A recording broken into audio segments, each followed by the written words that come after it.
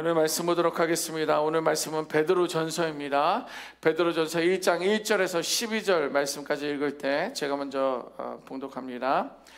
예수 그리스도의 사도 베드로는 본토 갈라디아, 갑바도기아, 아시아와 비두니아에 흩어진 나그네 곧 하나님 아버지의 미리 아심을 따라 성령이 거룩하게 하심으로 순종함과 예수 그리스도의 피 뿌림을 얻기 위하여 택하심을 받은 자들에게 편지하노니 은혜와 평강이 너희에게 더욱 많을지어다.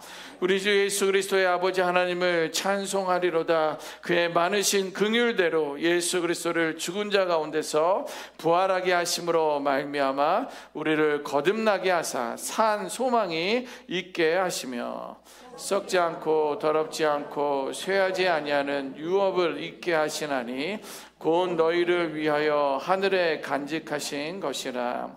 너희는 말세에 나타내기로 예비하신 구원을 얻기 위하여 믿음으로 말미암아 하나님의 능력으로 보호하심을 받았느니라. 그러므로 너희가 이제 여러 가지 시험으로 말미암아 잠깐 근심하게 되지 않을 수 없으나 오히려 크게 기뻐하는도다. 너희 믿음의 확실함은 불로 연단하여도 없어질 금보다 더 귀하여 예수 그리스도께서 나타나실 때에 칭찬과 영광과 존귀를 얻게 할 것임이니라. 예수를 너희가 보지 못하였으나 사랑하는도다. 이제도 보지 못하나 믿고 말할 수 없는 영광스러운 즐거움으로 기뻐하니 믿음의 결국 곧 영혼의 구원을 받음이라.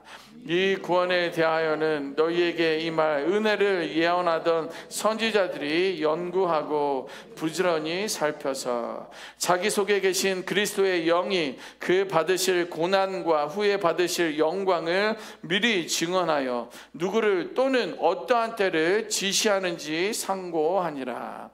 이 섬긴 바가 자기를 위한 것이 아니요 너희를 위한 것임이 계시로 알게 되었으니 이것은 하늘로부터 보내신 성령을 힘입어 복음을 전하는 자들로 이제 너희에게 알린 것이요 천사들도 살펴보기를 원하는 것이니라. 아멘. 어제까지 이제 전도서 말씀이 끝났고요. 이제 오늘부터 베드로전서가 시작됩니다. 베드로전서 개관을 잠깐 말씀드리면 저자는 사도 베드로입니다. 베드로가 베드로전서를 썼습니다. 잘 아시는 것처럼 베드로는 이제 예수님의 제자이고요. 그 베드로는 예수님의 고난이 어떠했는지, 예수님의 그 부활이 어떠했는지를 직접 목격한 증인 가운데 한 사람입니다. 그럼 이 베드로전서는 누구를 향해 누구가 읽기를 원하여서 썼느냐? 뭐 오늘날은 이제 우리가 됐지만 그 당시에는 소아시아의 7교회들을 향하여 썼는데 그 중에 그 7교회로 온 열방으로 흩어져 있는 그 나그네들, 믿음의 사람들에게 이 글을 썼다라는 거예요. 그 흩어진 사람들은 누구냐? 왜 특별히 그 사람들에게 읽으라고 베드로 전후서를 썼느냐 하면 당시는 이제 로마의 지배를 받고 있었어요. 우리가 뭐 한때 일본의 지배 아래 살았던 그런 시기들이 있지 않습니까? 그런 것처럼 이제 로마의 지배를 이스라엘이 지배를 받고 있는데 예수 믿는다는 그런 이유로 그들은 박해를 받고 핍박 속에 있어서 그들은 이제 온 열방으로 흩어지는 나그네 같은 그런 인생을 살고 있습니다. 그러면서 그들에게 너희들의 정체성을 잊지 말아라. 너희들은 흩어진 나그네고 너희에게는 사명이 있고 너희에게는 하나님의 약속이 있다. 천국에 대한 소망을 붙들어야 된다. 너희들의 정체성이 무엇인지 알아야 된다. 그거에 대한 내용들이 되어 있고요. 그래서 결코 지금은 너희들이 박해로 핍박으로 살아가지만 너희들에게는 소망이 있다. 그 소망을 붙들어라 라는 그런 말씀들로 되어 있습니다. 그래서 베드로전서의 주도 내용은 성도는 세상 속에서 흩어져 살아가고 있지만 하늘에 대한 소망을 두고 믿음으로 하나님과 동행해야 함을 강조하고 있습니다. 오늘 말씀 12절까지 읽었지만 오늘 말씀의 주된 내용은 1절과 2절 중심으로 준비했습니다. 한번 자세히 보도록 하겠습니다. 베드로는 편지를 읽는 사람들을 향해서 흩어진 나그네다 이렇게 이제 이야기하고 있어요. 저희들도 이제 흩어진 나그네와 같은 삶인데요. 우리가 쉽게 흩어진 나그네를 이해할 수 있는 이유는 우리는 조국 대한민국을 떠나서 이민자의 삶을 살고 있기 때문에 그래요. 그래도 여기는 이제 우리들의 집이에요. 우리들의 제2의 고향입니다 라고 해도 늘 우리들의 한편에는 한국에 대한, 대한민국에 대한 그리움이나 어떤 그러한 따뜻한 어떤 그러한 마음들, 여러 마음들이 이제 돌아갈 마음들이 있다라는 거예요.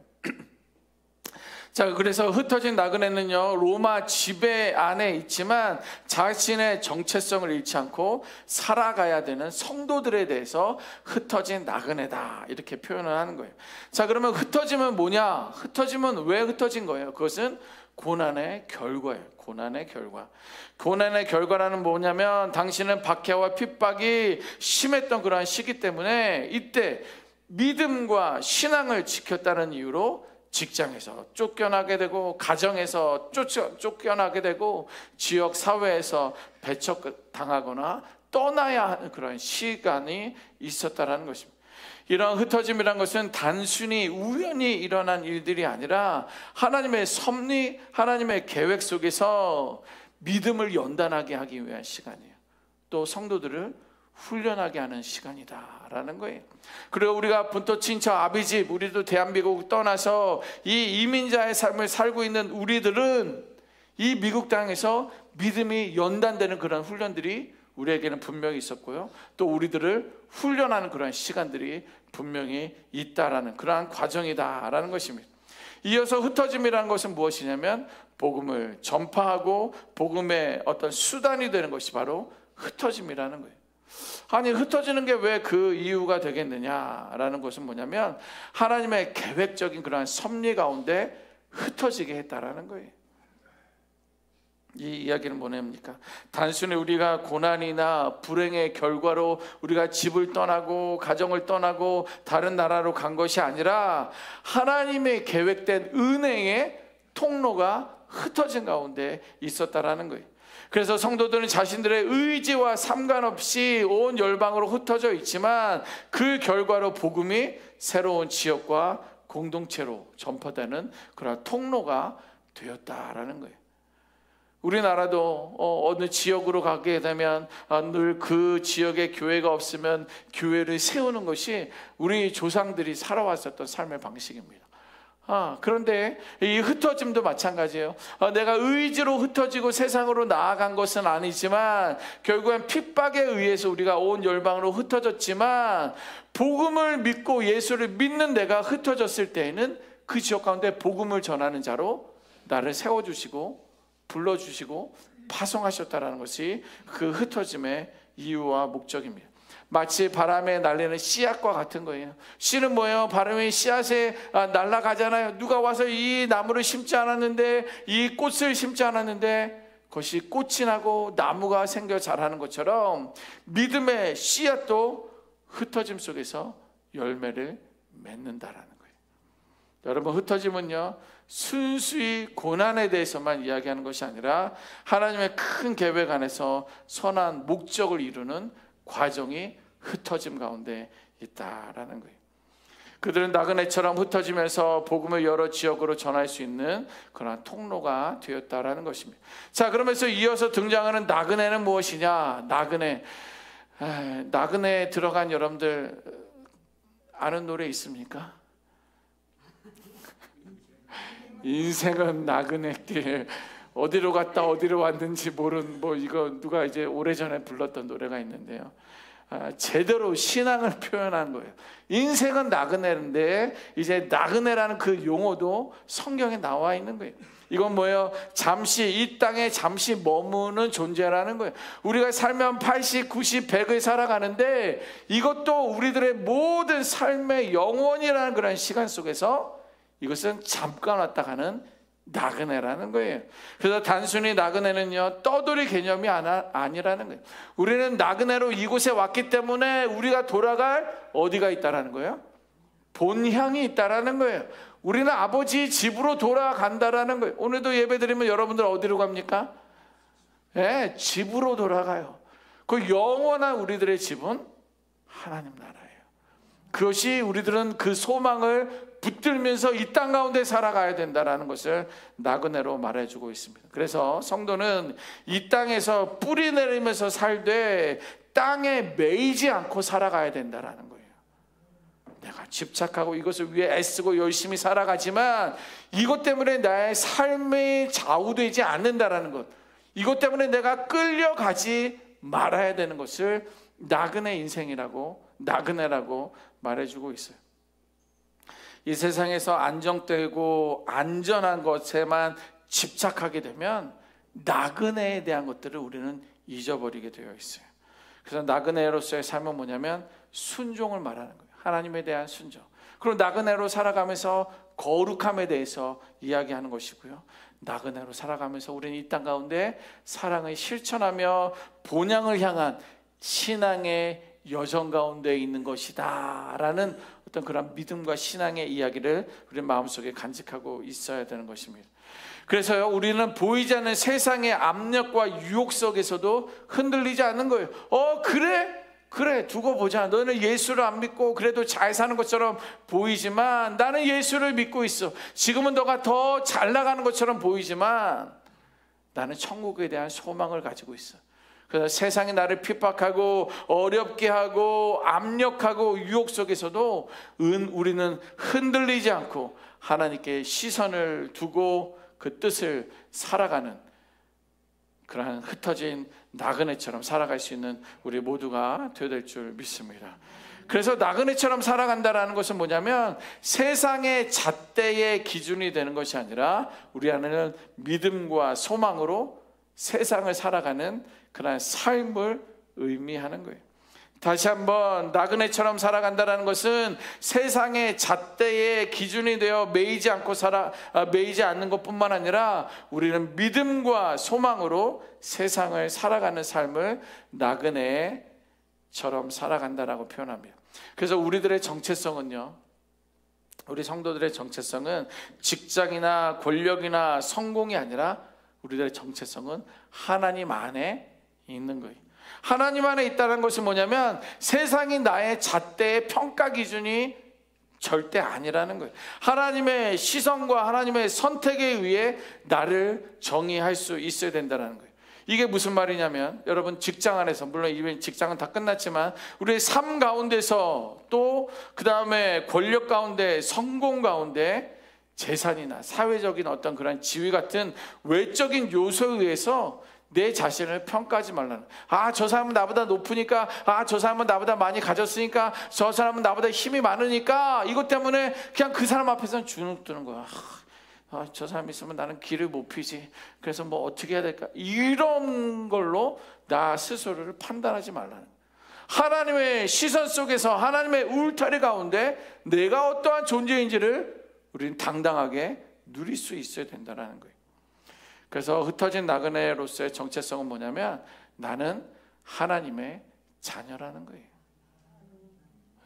그게 나의 신앙의 정체성이 가장 큰 거예요. 그래서 나는 예수님 안에서 선택받은 백성이라는 거예요. 너 미국 시민권만 있어? 나는 천국 시민권이 있어. 이것을 떳떳이 할 수 있는 저희들이 되어야 돼요.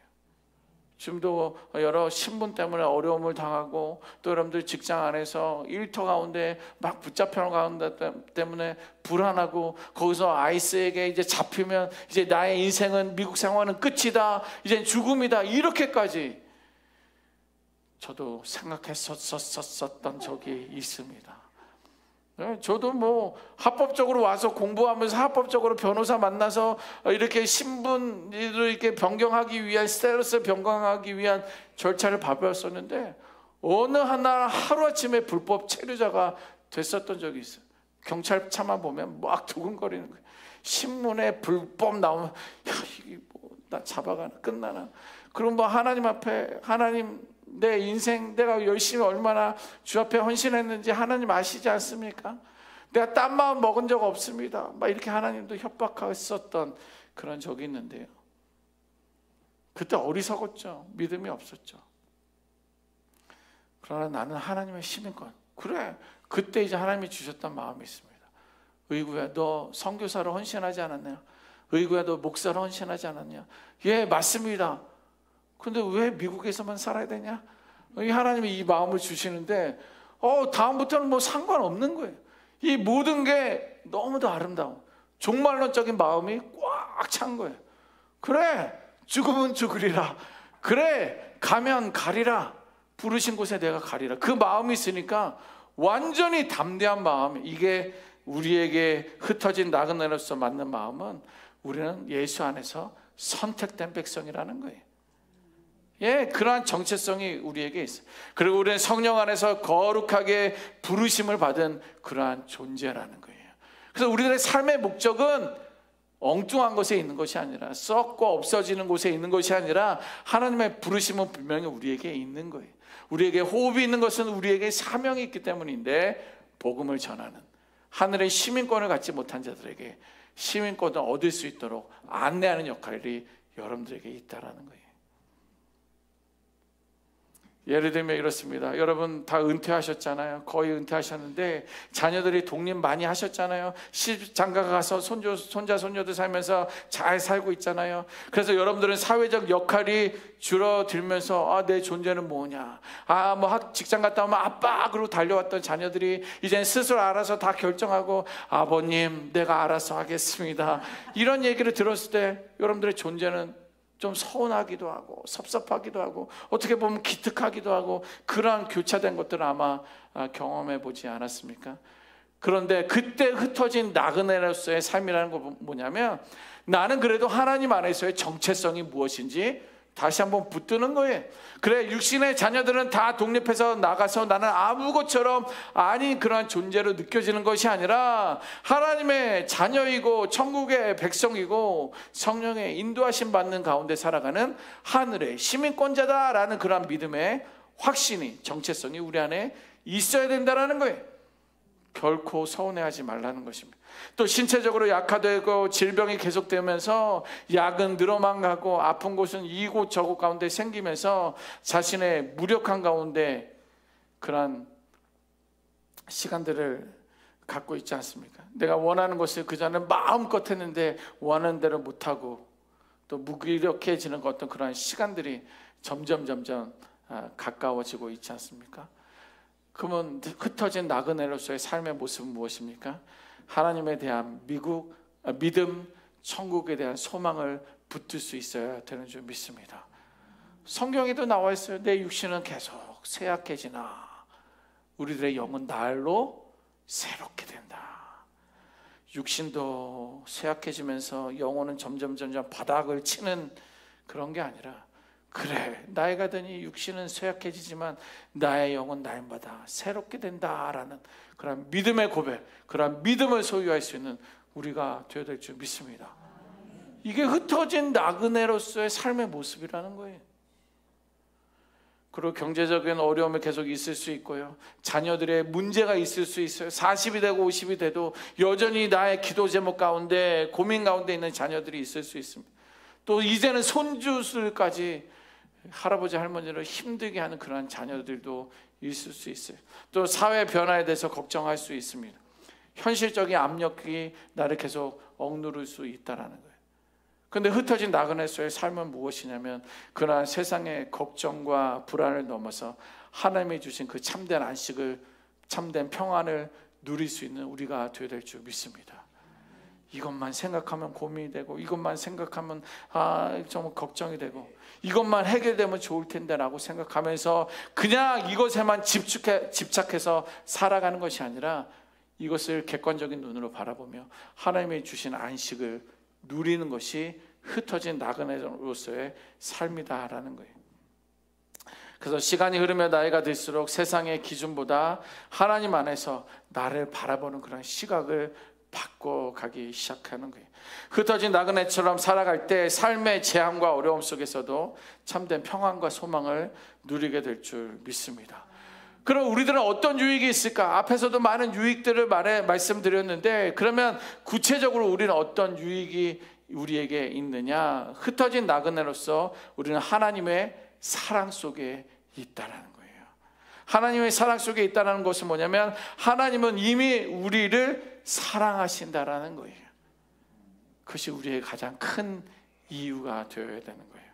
사람들이 세상이 나를 어떻게 평가하든지 간에 흩어진 나그네로서의 소망을 갖는 자는 이미 천지를 창조하신 능력의 하나님께서 나를 사랑하고 계신다, 그런 유익이 있다라는 거예요.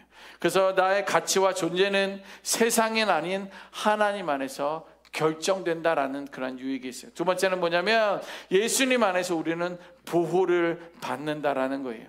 예수님의 보혈과 예수님의 사랑으로 인하여서 우리는 안전하게 이 땅 가운데 살아간다는 거예요. 환경과 어떤 그런 세상의 조건들이 나를 평안하게 안전하게 보호하는 것이 아니라 예수님의 보혈과 예수님의 사랑이 나를 지켜준다라는 거예요.